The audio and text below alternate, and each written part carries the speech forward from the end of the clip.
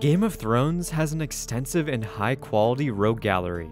I assume everyone probably has their own favorite villain in the series since there are so many great options. But for this video, I'm going to be making the case for why Tywin is the best villain in the show. I'm going to cover 5 main topics that all combine together in making Tywin the best. And the first one is arguably the most important in that Tywin from his perspective in the story is a good guy. Now, I feel like this is a topic that comes up all the time that entices actors towards playing villains, and that's within good reason. Because villains that are essentially a good guy but just have different motivations than our main protagonist make more compelling characters. This definitely doesn't downplay the Joffreys and Ramseys within Game of Thrones because unpredictability and true evil intent can also be terrifying. However, Tywin as an overall character is more complex because he isn't just causing chaos out of enjoyment. He's making logical decisions that are deeply tied to what motivates him.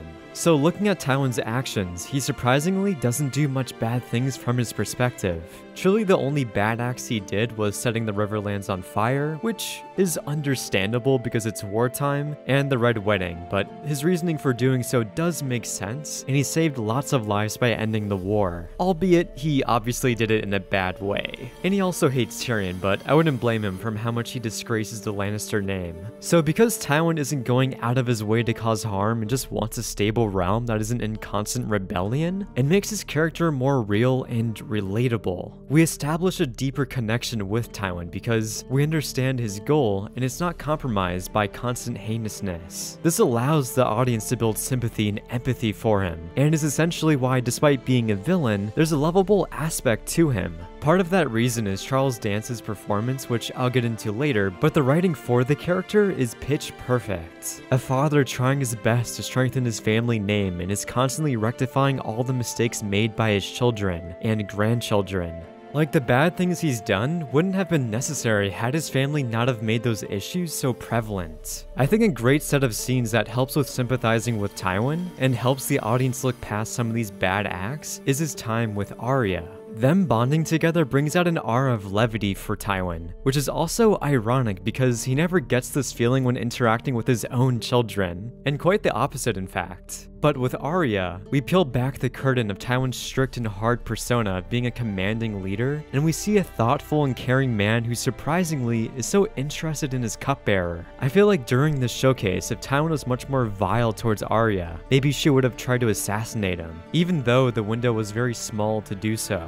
I feel like it was partially ambiguous if Arya hesitated since she kind of enjoyed her time with Tywin. She was visibly upset when Tywin left Harrenhal without her. David and Dan actually do a great job here in humanizing Tywin, and these scenes offer a lot of value because nothing like these scenes happen later in the show. From here on out, he's always going to be a hard ass, primarily because going forward, he'll be paired up with his children all the time. So his scenes with Arya are that much more special because we see a glimpse of the good side of Tywin. They deepen his characteristics and thus make him a more rich villain. That's why to me, I have a slight preference in this field for Tywin in comparison to the other villains of Game of Thrones. He's not just sympathetic, but he's very complex with justified and relatable motivations. Unlike any other villain, Tywin has a unique set of traits that makes him very strong and a worthy adversary. Within the show, he by far has the most influence and power, so this essentially gives him free range to almost do anything he wants, and that makes him scary to go up against. As a byproduct from this also makes him very ruthless, intimidating, and he's a very intelligent strategist given his mass amount of experience and age. He is probably the best player in Game of Thrones. He may not be as sleazy, maliciously backstabby as Varys and Littlefinger, but their power completely pales in comparison. Just seeing him walk into a room and immediately seeing everyone fold over themselves to try to curry favor with him is a sight to behold. He constantly exudes big dick energy, and it's so much fun watching Tywin because of this power. Another reason why it's so fun is the way he overcomes conflict. It's always done through him dunking on people verbally, completely outsmarting them, and just holding so much authority over them that they shatter into a million pieces. The only people that can sustain this crazy beam of power that he unleashes when he speaks are his kids, but that's just because he can't outright banish them to the Shadow Realm. Anyone else though? Good luck. Like, him interacting with his random generals in Season 2 was hilarious. Any minor mistakes they made, they would immediately get drop-kicked by Tywin. The times in which he is actually matched in this cunning show of power also makes for some incredible moments. I said it before in another video, but Olenna and Tywin's scene together where they talk about marrying their kids is one of my favorite fight scenes. It perfectly highlights Tywin's main strength in that he's a manipulative figure who's extremely intelligent and can bend political mechanics to his will. Threatening to draft an order to make Loras Tyrell a member of the Kingsguard if he doesn't marry Cersei is such a clever solution that is practically uncounterable, along with the ramifications of this deal being massive. So just in one dialogue scene, Tywin completely bests Olenna Tyrell and strengthens his overall family position. This unique way of problem solving is fresh in Game of Thrones because most characters solve their problems through combat. This type of solution to conflict is so much more intriguing because it requires wit and thus keeps you engaged as a viewer without needing action. Along with it offering two other big factors like variety in an already big show and the unpredictability of how Tywin will best someone. Because when a protagonist fights an antagonist in a sword fight, there are only so many outcomes to that situation, and the way they carry out that goal is always the same. But outsmarting your opponent via political means creates a more interesting solution that is more fresh and exciting. Another situation that I love where Tywin was matched and even bested was by Tyrion when he announces he wants a trial by combat. Throughout the show, Tywin gets his way, and his plans are always immaculate and go exactly as he wants. Jaime discovers that Tywin expected for him to cave and to try to make a bargain to save his brother in which he'll take up the responsibilities of his house. So as an audience, we assume that yet again, Tywin has won in an intelligent way. But Tyrion has one final Uno reverse card, and the staredown they give each other at the end of the episode is truly iconic.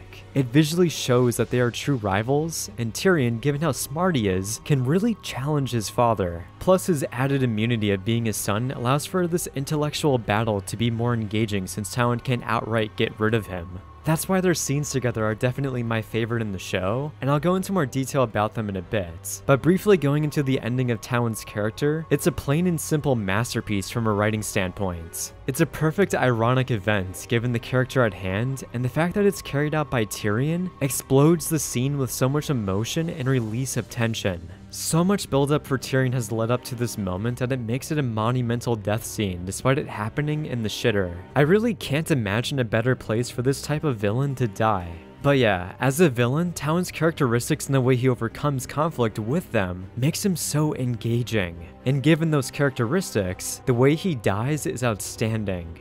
A part of how we quantify a villain's worth is how much they impact the plot and our main characters. If you look at any great villain, they'll generally check off both of these boxes in a big way. A couple examples for the character aspect include Ramsey torturing and thoroughly changing the genetic makeup of Theon, and Joffrey tormenting Sansa while also making Tyrion go crazy with his terrible decisions. Tywin has a major hold over Tyrion, Cersei, and Jaime, so literally all of his scenes are so complex and interesting because there is a rich dynamic playing out in all of them between him and his children. Like, try to think about it. Almost all of his most memorable scenes revolve around him interacting with his children. He's deeply attached to them and they affect him just as much as he affects them. They are a constant stain on his legacy and is more of a conflict to him than really anything else. Which is kind of funny given that he's actively fighting a war for 3 seasons. Now, you may be thinking that Robb is Tywin's primary antagonist, but that is half true. On a plot basis, Robb is Tywin's antagonist. However, on a character basis, his children are. Tywin values his family name above all else, so his biggest obstacle is wrangling his children.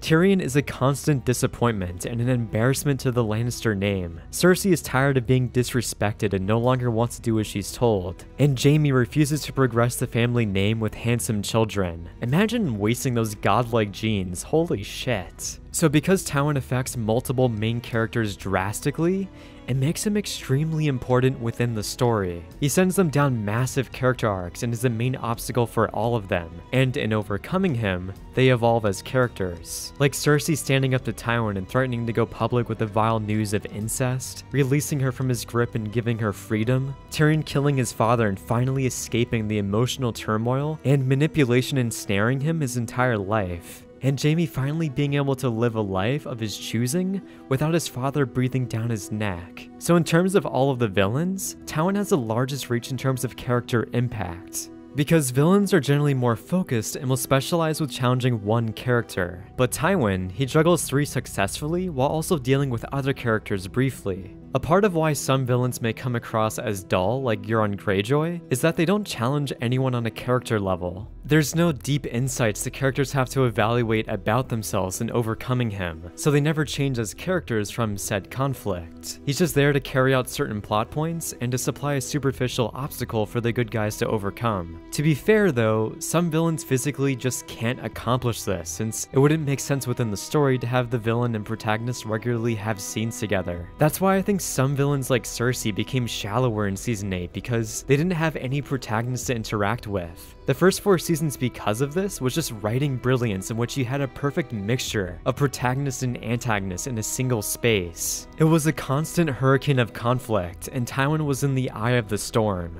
To me, that was the embodiment of what made Game of Thrones so amazing, and Tywin's effect on everyone within King's Landing increased the depth significantly. Going into the other half of the statement where a villain has to heavily impact the plot and main characters, let's look at how much Tywin affects the story. From an overall perspective, Tywin is a very busy guy. He's strategizing and leading a war, he's doing all of Joffrey's work, he's setting up crucial alliances and pairing up marriages, and he's always working behind the scenes like screwing over Robb Stark with the Red Wedding. Even though he doesn't go up against Robb Stark, he's actively challenging him off screen. It definitely would have been cool to see more of his battles with Robb Stark and him planning out different strategies, but unfortunately, a lot of the battles during the War of the Five Kings arc were cut for budget. Nonetheless though, Tywin was still heavily involved, and this made him a very important figure early on in the show. The fact that through the course of his screen time that he essentially opposes almost every character is impressive from a writing standpoint. It's like Ip Man fighting 10 black belts at once but on a macro scale. Normally villains will just have a direct tie to one subject at a time, which will thus increase the connection between them, given that you aren't splitting time between a bunch of things. Tywin, on the other hand, simultaneously affects so much,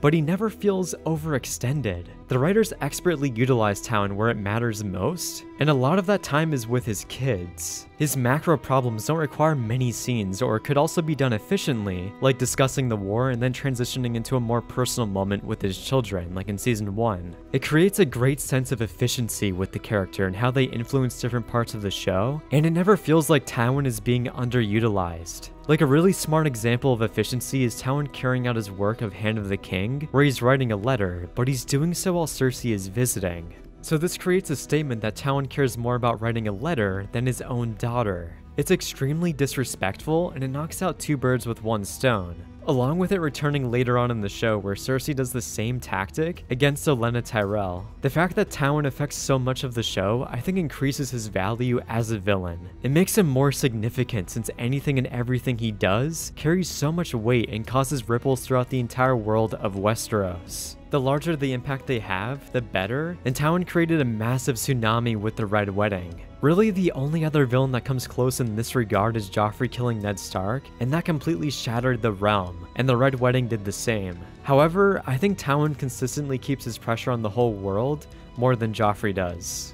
Lastly, and certainly not least, let's finally look at the performance of Charles Dance as Tywin Lannister. This is the definition of an iconic and memorable performance. He requires a lot of subtlety, gravitas, and intimidation through sheer confidence. He is not a character who has a lot of emotional outbursts, so you have to communicate a lot with subtle acting. The true gems of his performance are the minor details that allude to certain things that he doesn't want to say or wants to suppress. The best example of this is his talks with Tyrion, where you can see the pure hatred in his eyes. There's so much subtext and under the surface mind games in their dialogue scenes, and this also alludes a lot to their backstory as well. It's so much fun picking up on all the small details from these actors, and it makes watching them riveting. Like, Charles Dance can be extremely expressive with his eyes and eyebrows. He can go from one end of the spectrum where he's giving someone the death glare that makes them melt, to something that can be more lively. I really love it whenever he squints at Tyrion and you can just tell how pissed off he is.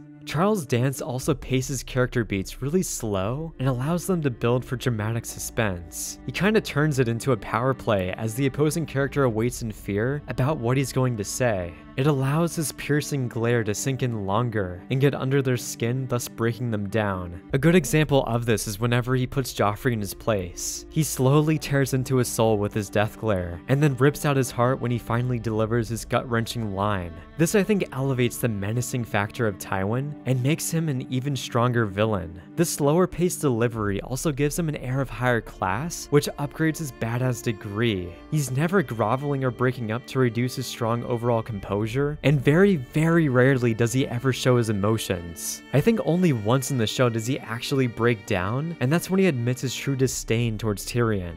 The moment he really releases floors you because in every scene leading up to this, he's been very serious and closed off. To me, it's just very cathartic to see a hardened character finally open up, and Charles Dance did an outstanding job in this scene. Out of all of them, it's probably my favorite. Another classic aspect about the character is obviously his commanding voice. It carries a deep, confident tone that demands attention and respect. When he speaks, his voice is always measured and deliberate, reflecting his calculated and intelligent nature. It's the literal embodiment of the character's power, and he wields his authoritative deep voice as if it's his sword. He cuts through every surrounding character with it. You can't help but love his voice, and I think it's the primary reason why he's a fan favorite character. I can listen to his smooth voice for hours, and Charles Dance was really blessed by the genetic lottery. But still though, the way he utilizes his voice in the show excels Tywin Lannister into an iconic status. His overall acting is amazing and perfectly suits the character at hand. Easily one of, and if not the best casting choice in the show. So yeah, those 5 reasons are why he's my favorite villain in Game of Thrones. And honestly, Joffrey I think is a very close second since he also applies strongly to a lot of these categories. Or even other villains like Cersei and Ramsey. The fact that we have this many great villains is incredible, and is a part of why Game of Thrones is one of the best shows.